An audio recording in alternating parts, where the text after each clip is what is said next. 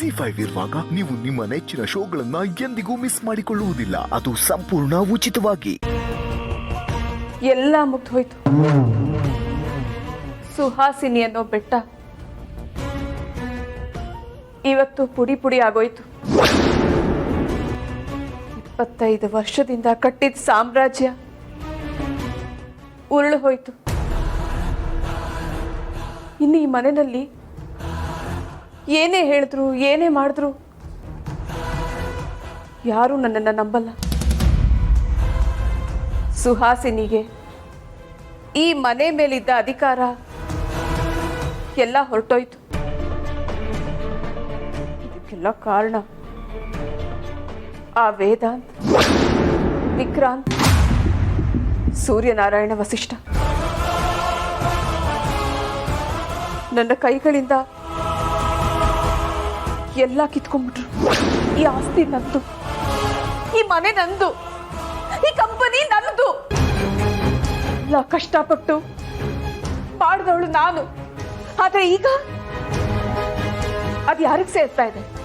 ವೇದಾಂತ್ ತಾಯಿ, ವೇದಾಂತ್ ಹೆಂಡತಿ. ಯಾರು ಯಾರು ಈ ವೇದಾಂತ್? ವಿಕ್ಕಿ ಅವರೇ,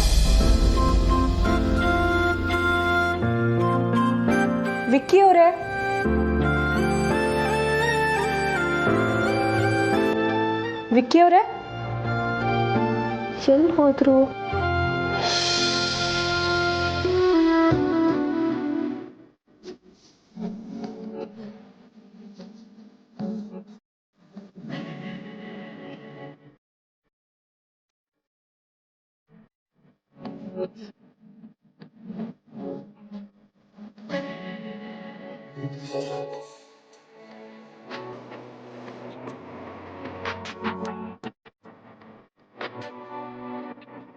ವಿಕ್ಕಿ ಅವರೇ,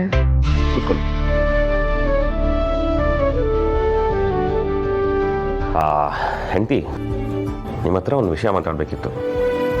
ಏನು? ಎಲ್ಲಿ ವಿರಾಟ್? ಅದಿತಿ ಮತ್ತೆ ಆದ್ಯಾತ್ಗೆ ಇವತ್ತು ನಾವೇ ಮಲಗಿಸ್ಕೋತೀವಿ ಅಂತ ರೂಮಿಗೆ ಕರ್ಕೊಂಡು ಹೋಗಿದ್ದಾರೆ.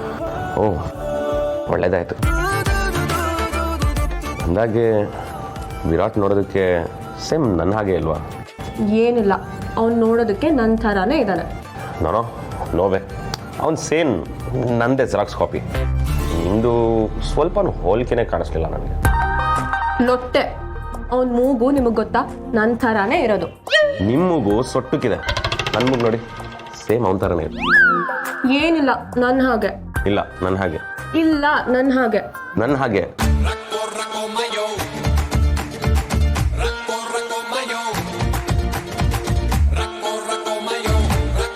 ಓಕೆ ಓಕೆ ಓಕೆ, ಇಬ್ರು ಹಾಗೂ ಇದ್ದಾನೆ, ಓಕೆನಾ?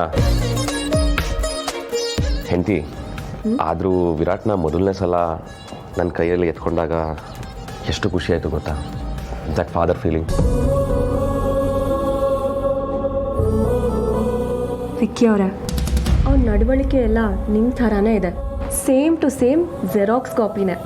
ಆರ್ತಿ ಅವರೇ, ನನಗೆ ಚಿಕ್ಕ ವಯಸ್ಸಿಂದ ಅಪ್ಪನ ಪ್ರೀತಿ ಸಿಗಲಿಲ್ಲ. ಅದು ನನ್ನ ಮಗನಿಗಾಗಬಾರ್ದು. I will be there for him.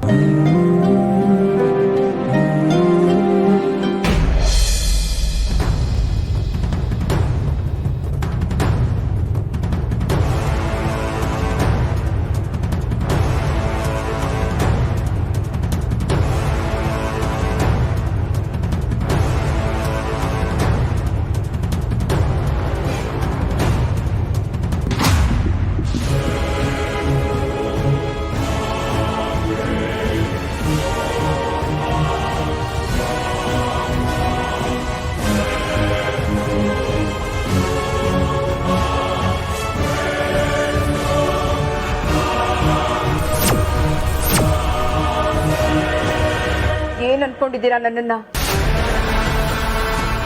ನನ್ನನ್ನೇ ಸೋಲಿಸ್ಬೇಕು ಅಂತನಾ? ಈ ಸುಹಾಸಿನಿನ ಸೋಲಿಸ್ಬೇಕು ಅಂತನಾ?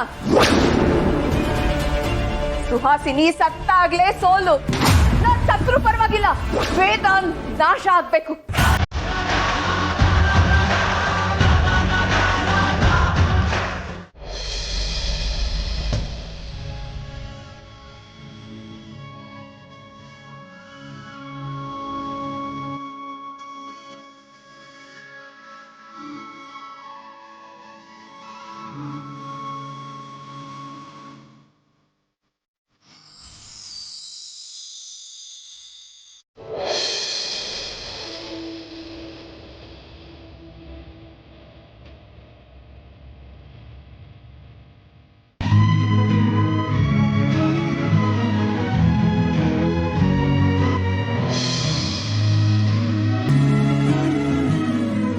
ವೈದೇ, ಇಷ್ಟು ದಿನ ನೀನು ಮತ್ತೆ ನನಗೆ ಸಿಗ್ತೀಯೋ ಇಲ್ವೋ, ನನ್ನಿಂದ ನೀನು ಸೇರೋಕ್ಕಾಗತ್ತೋ ಇಲ್ವೋ, ನಿನ್ನ ಹತ್ರ ಮಾತಾಡೋಕ್ಕಾಗತ್ತೋ ಇಲ್ವೋ ಅಂತ ತುಂಬ ದುಃಖಪಟ್ಟಿದ್ದೆ. ಪ್ರತಿ ಮನುಷ್ಯ ಏನು ಬಯಸ್ತಾನೆ ಗೊತ್ತಾ? ತನಗೊಂದು ಮನೆ ಇರಬೇಕು, ತನ್ನನ್ನು ಪ್ರೀತಿಸೋ ಹೆಂಡತಿ ಇರಬೇಕು, ತಾನು ಪ್ರೀತಿಸೋ ಮಕ್ಕಳಿರಬೇಕು, ಸಂಸಾರ ಸುಖವಾಗಿರಬೇಕು ಅಂತ. ನಾನು ಬಯಸಿದ್ದೆಲ್ಲ ನನಗೆ ಸಿಕ್ತು. ಆದರೆ ಯಾರ ಕಣ್ಣು, ಈ ವಿಧಿ ಆಟನೋ, ಅದು ನನ್ನ ಹೋದ ಜನ್ಮದ ಕರ್ಮನೋ. ನಾವಿಬ್ರು 25 ವರ್ಷದಿಂದ ದೂರ ಇದ್ದಾಗ ಅವ್ರದ್ದು. ಇವತ್ತು ನಂಗೆ ತುಂಬ ಸಂತೋಷ ಆಗ್ತಿದೆ ಕಡೆ. ಹೌದು, ನಿನ್ಗೆ ಹಳೇದೆಲ್ಲ ನೆನಪಿದ್ಯಾ? ನಿಮ್ಮ ಜೊತೆ ಕಳೆದ ಪ್ರತಿ ಕ್ಷಣನೂ ಮಧುರವಾದದ್ದು. ಅದನ್ನು ಹೇಗೆ ಮರೀಲಿ ಸೂರಿ? ಖಂಡಿತ ಮರೆಯೋಕ್ಕೆ ಸಾಧ್ಯ ಇಲ್ಲ. ನನಗೆ ಒಂದೊಂದ್ಸಲ ಅನಿಸುತ್ತೆ, ಈಗ ನೀವು ನನ್ನ ಎದುರು ಹೀಗೆ ಕೂತಿರೋದು ನನಸ ಅಂತ. ನನಗೊಂದು ಅರ್ಥ ಆಗ್ತಾ ಇಲ್ಲ. ತಪ್ಪೆಲ್ಲ ನಂದೇ ಅನ್ನಿಸ್ತಾ ಇದೆ. ಆ ಬೆಟ್ಟಪ್ಪನ ದ್ವೇಷಕ್ಕೆ ನಮ್ಮ ಜೀವನನೇ ಹಾಳಾಗೋಯ್ತು. ನೀನು ಒಂಟಿಯಾಗಿ ಜೀವನ ಕಳಿಬೇಕಾಗಿ ಬಂತು. ಮಕ್ಕಳನ್ನ ಆಡಿಸ್ಲಿಲ್ಲ, ಬೆಳೆಸ್ಲಿಲ್ಲ, ಅವ್ರು ಬೆಳೆಯೋದನ್ನ ನೋಡಲಿಲ್ಲ, ಅವ್ರ ಬಾಲ್ಯನ ನೋಡಿ ಎಂಜಾಯ್ ಮಾಡಲಿಲ್ಲ, ಅವ್ರ ಮದುವೆನೂ ನೋಡೋಕ್ಕಾಗಲಿಲ್ಲ. ನನಗೆ ಕ್ಷಮಿಸ್ಬಿಡೆ. ನಿಮ್ದೇನು ತಪ್ಪಿಲ್ಲ ಸೂರಿ. ನೀವು ನಿಮ್ಮ ಕರ್ತವ್ಯನ ನಿಷ್ಠೆಯಿಂದ ಮಾಡಿದ್ರಿ. ಅದ್ರ ಬಗ್ಗೆಲ್ಲ ಯೋಚನೆ ಮಾಡಬೇಡಿ, ಆರಾಮಾಗಿರಿ. ನಾವೀಗ ಒಟ್ಟಿಗಿದ್ದೀವಲ್ವಾ? ಆಯ್ತು.